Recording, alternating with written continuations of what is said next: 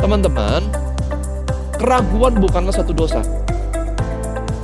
Keraguan yang kita hadapi dengan benar justru akan memimpin kita kepada iman yang teruji dan kokoh.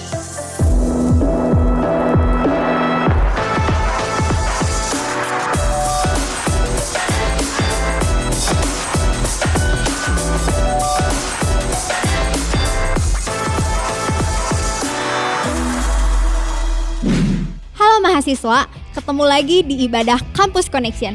Siapa nih yang masih ingat serunya perayaan Paskah kita minggu lalu? Mulai dari special performance dan tentu sermonnya juga. Gue pribadi merasa sangat terberkati sama ibadah Paskah kita minggu lalu. Kita semua sama-sama diingetin lagi bahwa lewat kebangkitan Tuhan Yesus, kita semua sudah menjadi pemenang. So, jangan hidup di dosa masa lalu lagi ya. By the way, gue juga mau ngajak kalian nih yang ada di Bandung untuk ibadah secara onsite di minggu ini. Tentunya di Pasir Koja 58 jam 11 siang. Pastiin kalian udah daftar melalui link di bawah ini ya, karena slotnya terbatas terkait dengan protokol kesehatan. Nah, buat teman-teman yang berhalangan hadir ibadah secara onsite, tapi kangen worship dan berdoa bareng, kita punya solusinya nih. Akan ada online prayer and worship night, The Living Room. The Living Room akan diadakan pada hari Kamis 28 April jam 19.30 WIB. Kalian bisa akses melalui channel YouTube Youth Fajar Pengharapan. Jangan lupa ajak teman-teman kalian juga ya. Sekarang saatnya kita memberikan persembahan yang terbaik untuk Tuhan. Kalian bisa transfer melalui nomor rekening atau scan QR Code yang ada di layar. Selamat memberi guys!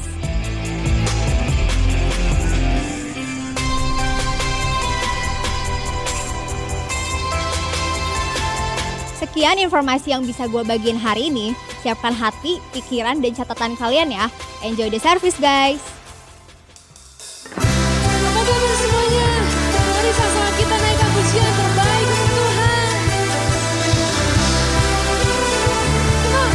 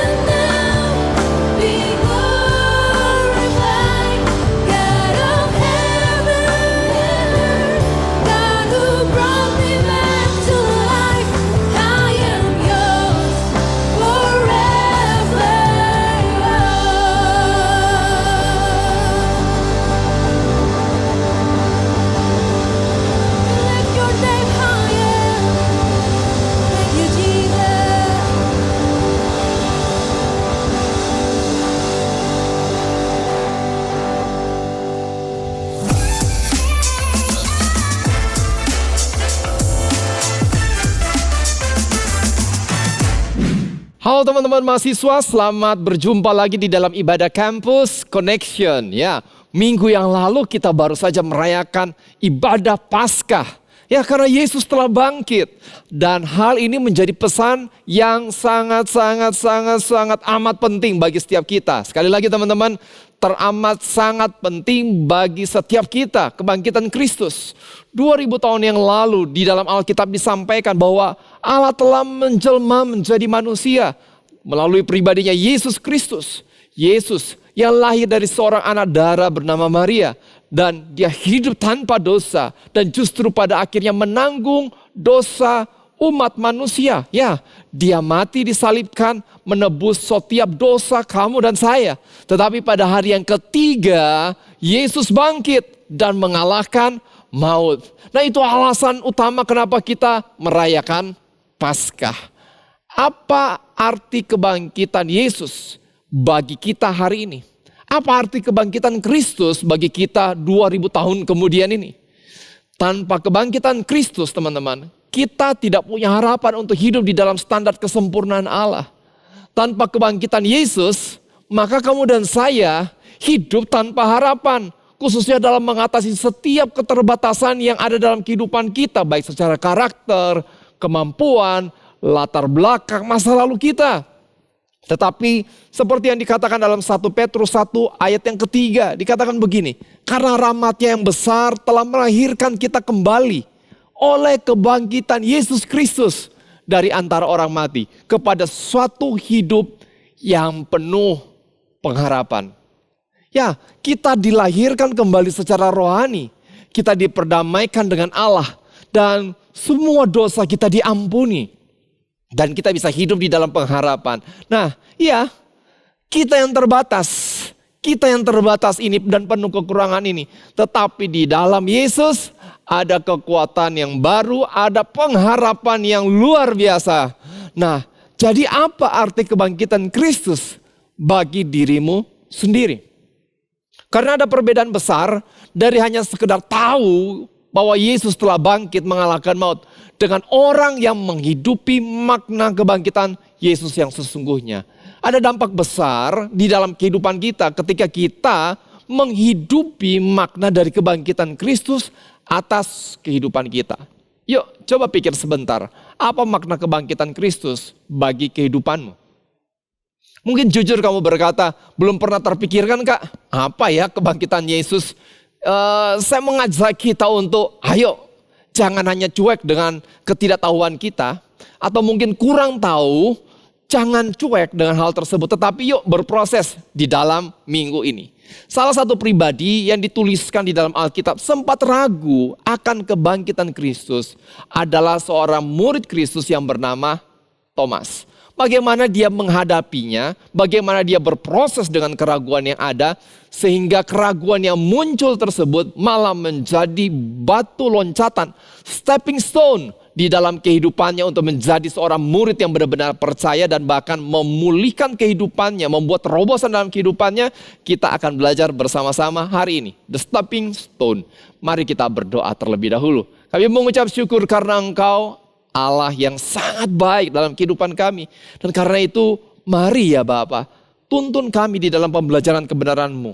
Ajar kami, bukakan pola pikir kami, bahwa kami mengalami pembaharuan oleh kebenaran firman-Mu tersebut Bapa. Berbicara, tuntun kami ya Roh Kudus, kami membuka hati kami. Hanya dalam nama Yesus kami berdoa, amin. Nah teman-teman, pada zaman Yesus, seorang rabi atau guru agama, dialah yang akan mencari dan menyeleksi calon murid yang boleh belajar dari dia.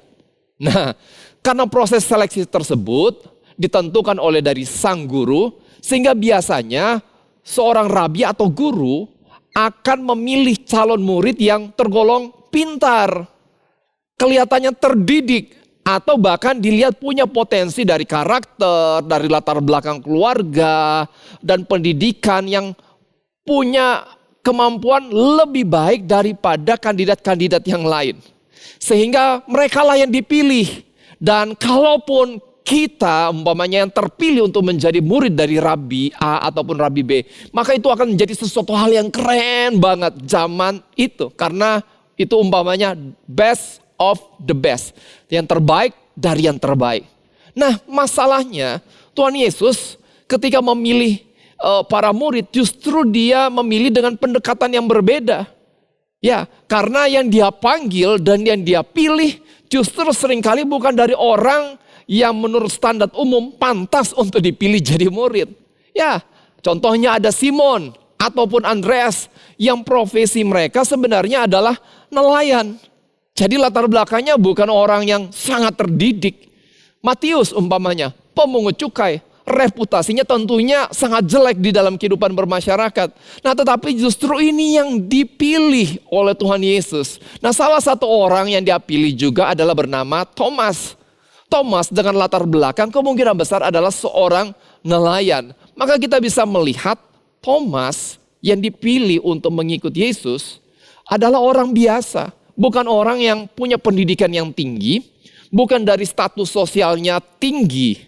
Dan akhirnya karena dia dipilih dan dipanggil, Thomas sangat menghargai hal tersebut dan dia mulai mengikut Yesus. Nah, tetapi di dalam proses dia mengikut Yesus, ternyata Thomas tidak memahami tentang maksud Allah yang sesungguhnya. Tentang pengorbanan Yesus, tentang kenapa Yesus harus disalibkan, tentang rencana Allah bahwa Yesus akan bangkit dari kematian.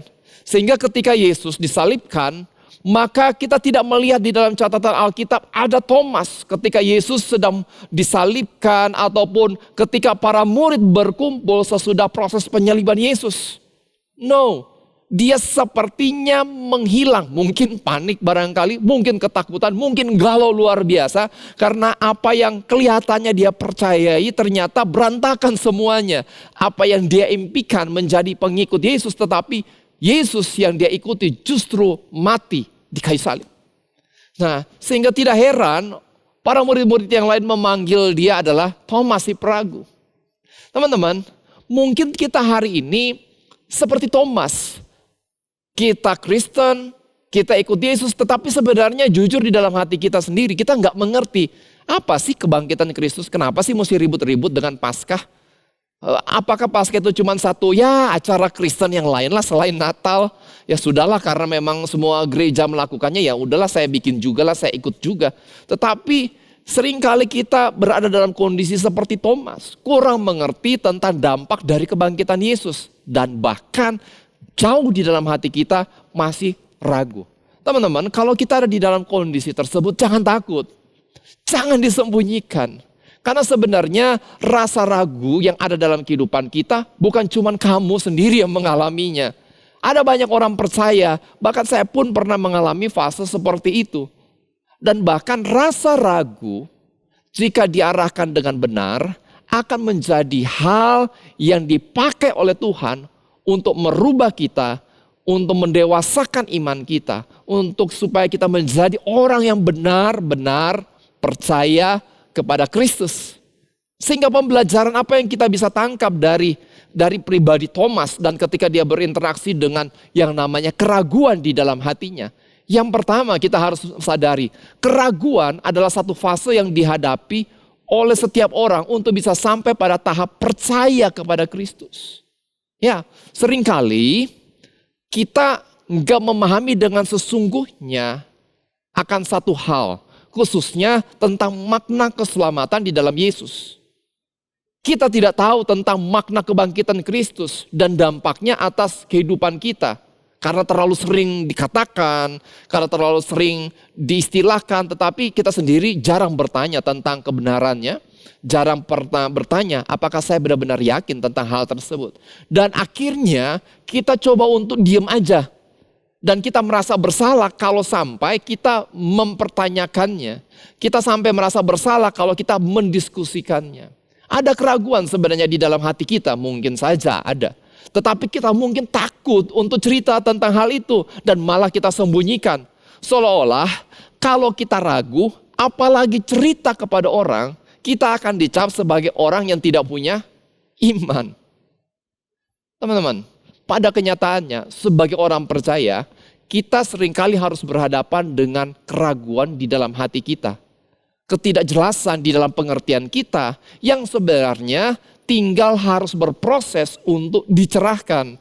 ting gitu lah kurang lebih. Kita jadi, oh iya ya, ini kenapa ya kurang jelas. Dan kita cari kejelasannya.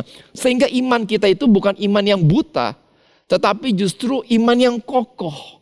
Yang tahu dengan dalam pemikiran kita, di dalam hati kita juga. Nah, di dalam Yohanes pasal yang ke-20 ayat yang ke-24 sampai 25, kita bisa melihat bagaimana Thomas berproses. Ayat yang ke-24. Tetapi Thomas, seorang dari ke-12 murid itu yang disebut Didimus, tidak ada bersama-sama mereka ketika Yesus datang ke situ. Maka kata murid-murid yang lain itu kepadanya, kami telah melihat Tuhan. Ya, Tuhan yang tadinya mereka pikir sudah mati, dikubur, tetapi justru bangkit.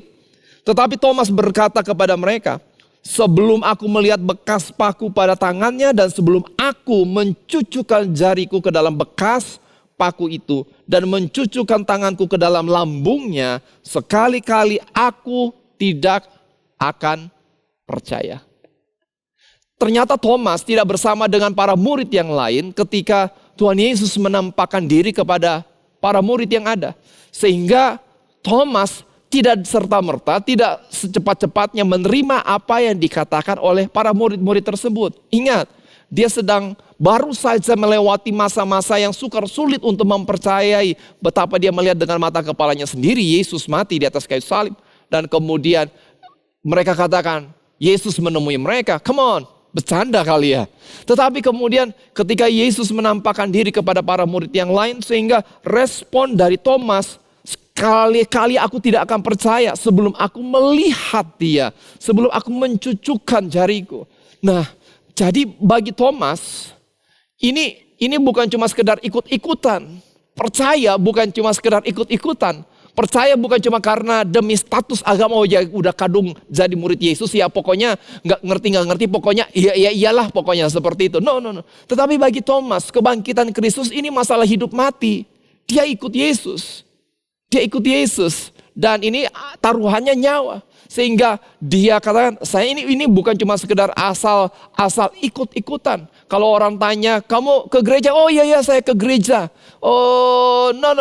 Bagi Thomas, kalau Yesus tidak bangkit, maka semua harapan, arah hidup, mimpi, semuanya musnah. Tetapi sebaliknya, kalau Yesus benar-benar bangkit, bagi Thomas ini, wow, ini harapan baru. Ini ada tujuan hidup yang mulia. Sehingga apapun latar belakang yang ada di dalam kehidupan Thomas tidak bisa membatasi di dalam menjalani masa depan yang ada. Itu yang seharusnya kita miliki juga dalam kehidupan ini. Bukan hanya ikut-ikutan. Bukan hanya sekedar rame dalam apa yang kita percayai. Tetapi benar-benar tahu, sadar tentang kebangkitan Kristus. Sehingga dengan keraguan yang dia rasakan, maka Thomas dengan serius menghadapinya dan sampai berkata, sebelum aku melihat bekas paku pada tangannya, dan sebelum aku mencucukkan jariku ke dalam bekas paku itu dan mencucukkan tanganku ke dalam lambungnya, sekali-kali aku tidak akan percaya. Teman-teman, keraguan bukanlah satu dosa. Keraguan yang kita hadapi dengan benar justru akan memimpin kita kepada iman yang teruji dan kokoh.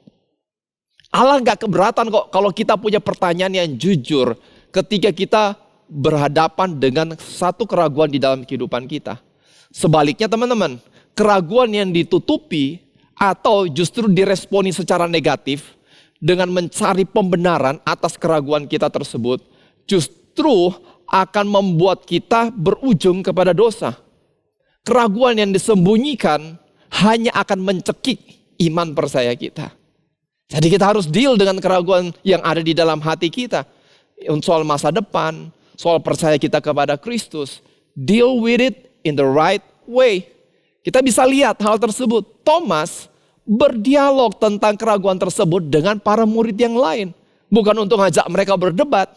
Tetapi dia katakan, bukan ini. Tapi saya nggak bisa ikut-ikutan dengan kalian asal ngomong saja. Saya mesti cari tahu secara pribadi. Saya pengen. Dengan catatan, Berarti dia berdialog dengan orang-orang di sekitar dia yang bisa dipercaya juga dalam otoritas rohani. Dengan harapan dia bisa menemukan jawaban yang sesungguhnya dari keraguan yang sedang dia rasakan. Pertanyaan saya hari ini, apakah kita sedang merasakan keraguan di dalam kehidupan kita? Ada bagian-bagian tertentu dalam kehidupan kekristenan kita yang mungkin kita mulai, kok begini ya? Dan kenapa kita nggak belajar untuk berdiskusi, tanya, minta tuntunan Tuhan. Supaya kita benar-benar bukan sebagai orang yang sedang menyembunyikan masalah. Tetapi justru kita menjadi orang yang menyelesaikan masalah kita di dalam Tuhan. Nah, disinilah ketika kita bersikap yang benar di hadapan Tuhan dengan keraguan yang ada, kita akan bisa melihat betapa anugerah Tuhan itu besar. Ya, bagian yang kedua yang kita harus sadari, yaitu Tuhan akan menuntun kita kepada rasa percaya yang sejati. Jika di tengah-tengah keraguan tersebut kita tulus untuk mencari kebenaran yang daripada Yesus, maka Tuhan akan menuntun kita. Tuhan tidak lepas tangan terhadap orang yang sungguh-sungguh mencari kebenarannya. Ya, anugerah Tuhan selalu tersedia buat kamu yang pengen kenal Tuhan, yang pengen tahu tentang Tuhan. Anugerahnya selalu tersedia untuk menuntun, memberikan konfirmasi dan bahkan meneguhkan percaya kita di dalam Dia. Ketika saya baru bertobat, seringkali saya iseng banget gitu karena pengen tahu, pengen kenal, tapi kadang-kala sikap hati saya salah. Waktu itu saya baru terima Yesus dan kemudian saya mulai gegabah, mulai apa-apa minta tanda. Naik angkot umpamanya. Kalau di Bandung ada angkot jurusan tertentu. Dan biasanya dalam satu jalan itu bisa dilalui oleh beberapa trayek angkot yang ada. Kemudian dalam hati saya mulai doa gini, Tuhan, kalau Tuhan menyertai saya hari ini, angkot kedua yang saya stop, saya minta kosong Tuhan. Seringkali iseng banget gitu, minta gitu, coba nantang Tuhan. Atau bahkan saya pernah seperti ini, kalau Tuhan ingin saya balik melayani, Tuhan buat supaya si A menghubungi saya untuk balik melayani lagi di gereja ini. Itu pernah saya doakan seperti itu. Sadar tidak sadar saya terjebak dengan sikap sibuk meminta tanda dengan asal-asalan dalam kehidupan saya. Sudah tahu apa yang harusnya dilakukan tetapi masih minta tanda. Teman-teman, saya mau katakan itu bukan sikap yang sedang mencari konfirmasi dari Tuhan. Bukan, itu bukan sikap ragu akan Tuhan. Tetapi itu sebenarnya lagi mencobai Tuhan. Tetapi kalau kita memang ada dalam kondisi sikap yang ragu, tetapi kita benar-benar sedang mencari Tuhan, maka kita akan menemukan konfirmasi dari Tuhan. Sementara kalau kita asal-asalan seperti sikap saya tadi, hasilnya ya tidak ada konfirmasi yang saya harapkan, saya nggak akan temukan. Nah, hal ini pula yang ditunjukkan dan sangat berbeda, yaitu di dalam konteks Thomas. Thomas ragu dan bukan ingin mencobai Tuhan. Thomas justru sedang ada di dalam ketidaktahuan dan keraguannya. Sehingga dia membutuhkan konfirmasi dari Tuhan. Sehingga di dalam Yohanes pasal yang ke-20 ayat yang ke-26 sampai ayat yang ke-27. Kita akan melihat bagaimana anugerah Tuhan itu demikian besar. 8 hari kemudian murid-murid Yesus berada kembali dalam rumah itu. Dan Thomas bersama-sama dengan mereka. Sangat jelas dituliskan di situ Thomas bersama-sama dengan mereka. Sementara pintu-pintu terkunci. Yesus datang dan ia berdiri di tengah-tengah mereka dan berkata, damai sejahtera bagi kamu. Salam yang luar biasa menurut saya. Salam yang keren luar biasa. Salam yang bermakna damai sejahtera buat kamu dalam segala keadaan dan sepanjang waktu yang ada. Salam yang bukan main-main teman-teman. Salam yang diperuntukkan juga bagi Thomas yang sedang ragu.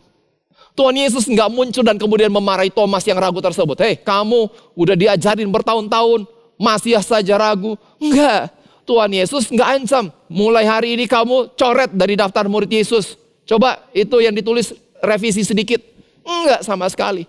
Tetapi dia berkata di dalam ayat yang ke-27. Kemudian ia berkata kepada Thomas. Luar biasa anugerah Tuhan. Taruhlah jarimu di sini dan lihatlah tanganku. Ulurkanlah tanganmu dan cucukkan ke dalam lambungku. Dan jangan engkau tidak percaya lagi. Melainkan percayalah. Tuhan Yesus memberikan bukti untuk menjawab keraguan Thomas mengenai kebangkitannya. Dan saya yakin teman-teman, Tuhan punya anugerah yang sama. Tuhan akan melakukan hal yang sama kepada setiap kita. Kalaupun kita di tengah-tengah keraguan dan kita sedang menggumuli keraguan kita. Tuhan gak akan selalu menjawab dengan cara yang kita inginkan. Ingat tadi contoh saya soal angkot dan urusan dipanggil balik pelayanan. Tetapi yang pasti Tuhan akan memberikan apa yang kita butuhkan. Ya, Tuhan gak akan selalu menjawab dengan cara yang kita inginkan. Tetapi Tuhan pasti memberikan apa yang benar-benar kita butuhkan di dalam kehidupan ini. Khususnya juga di dalam pergumulan soal percaya kita. Khususnya di dalam masalah keraguan hati kita.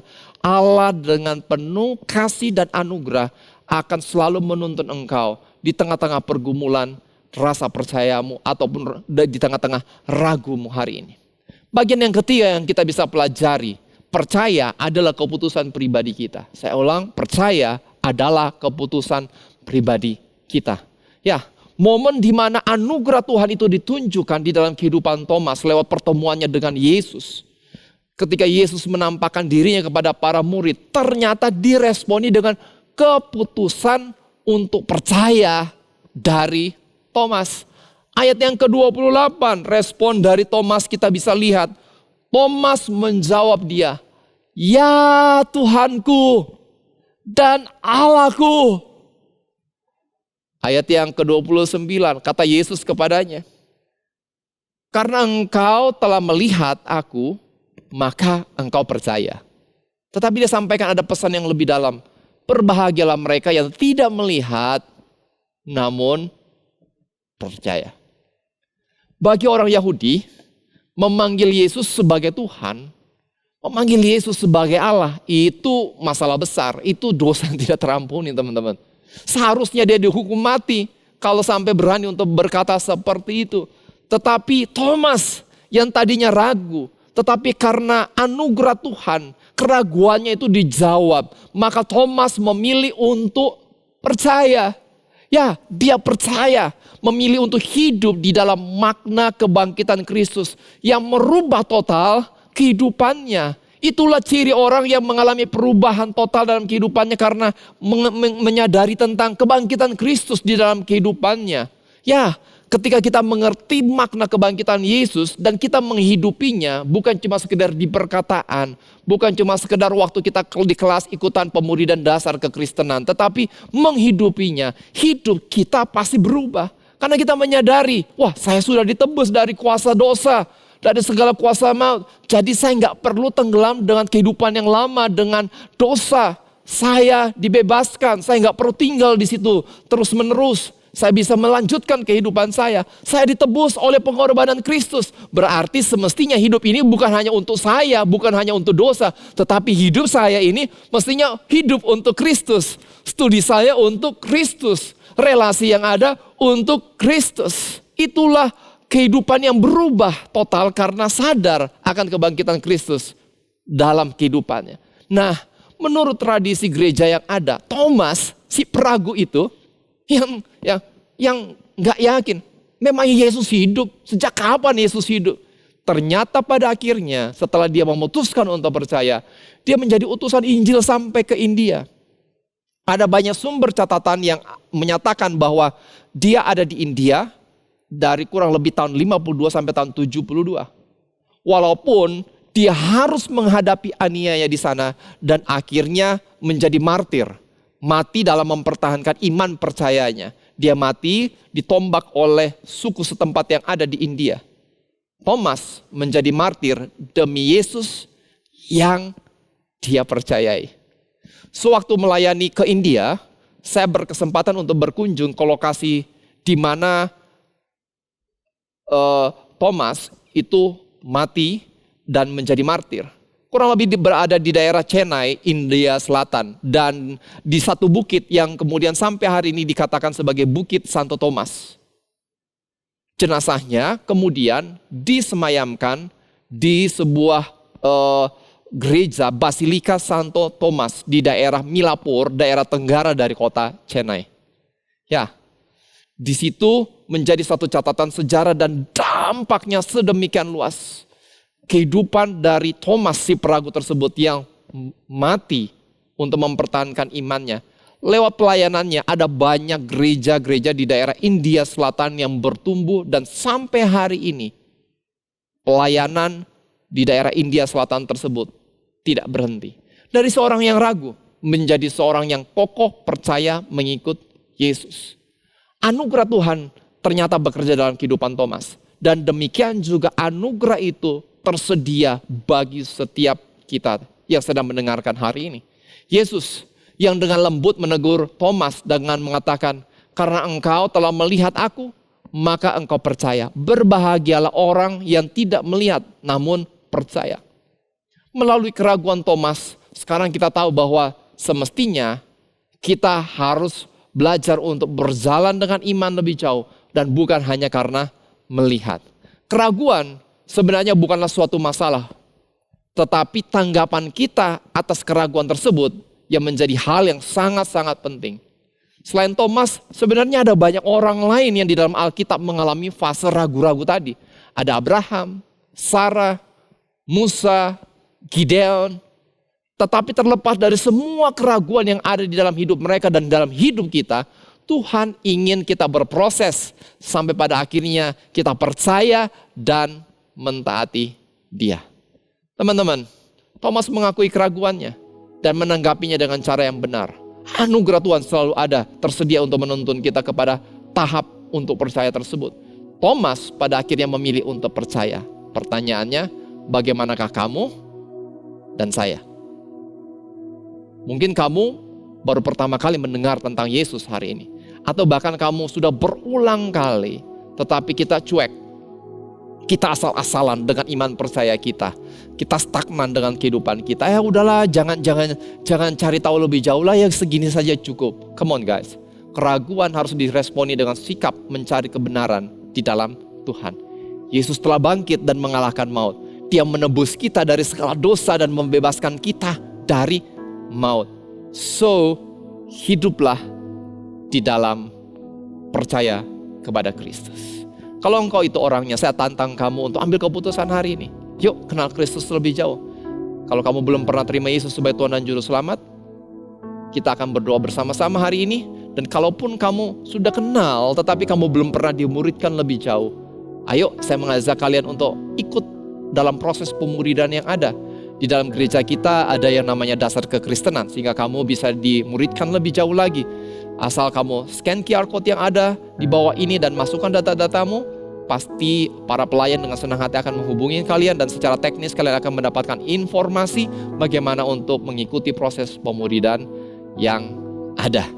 Mari teman-teman, saya percaya bahwa Tuhan selalu terbuka dengan anugerahnya atas kehidupan kita untuk menuntun kita untuk mengenal Dia secara pribadi. Mari sama-sama kita berdoa.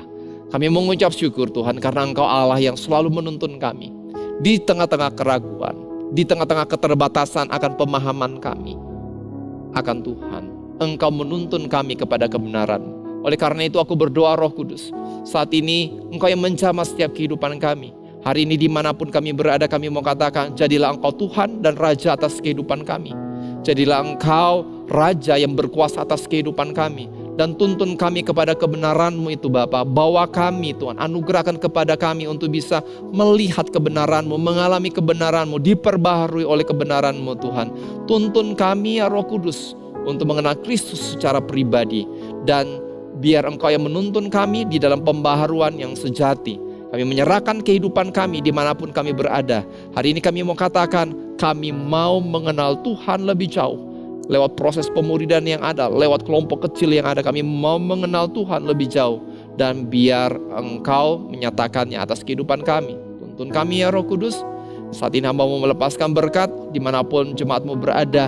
Kasih, sukacita, damai sejahtera daripada Allah yang melampaui segala akal itu membanjiri kehidupan kami. Setiap rasa takut, rasa frustrasi, Tuhan gantikan dengan damai dan sukacita yang datangnya daripada Allah. Tuhan yang memberkati dengan kesehatan, kecukupan secara finansial Bapa atas kehidupan setiap jemaat-Mu dimanapun mereka berada. Dan Damai sukacita Allah itu menyertai kemanapun mereka melangkah. Ada pemulihan yang Tuhan lakukan dalam kehidupan mereka dan kepada orang-orang di sekitar jemaatmu ini Bapa. Hanya di dalam nama Tuhan Yesus kami berdoa dan mengucap syukur. Amin. Teman-teman, kalau kamu membutuhkan konseling lebih lanjut atau ingin didoakan, scan QR code yang ada sehingga para pelayan dengan cepat bisa menghubungi teman-teman. Dan juga jangan lupa, di dalam minggu ini akan ada living room, sehingga kita bisa berdoa bersama-sama secara online. Dan juga kita bisa mendoakan bagi teman-teman yang punya kebutuhan doa yang secara spesifik. Tuhan Yesus memberkati.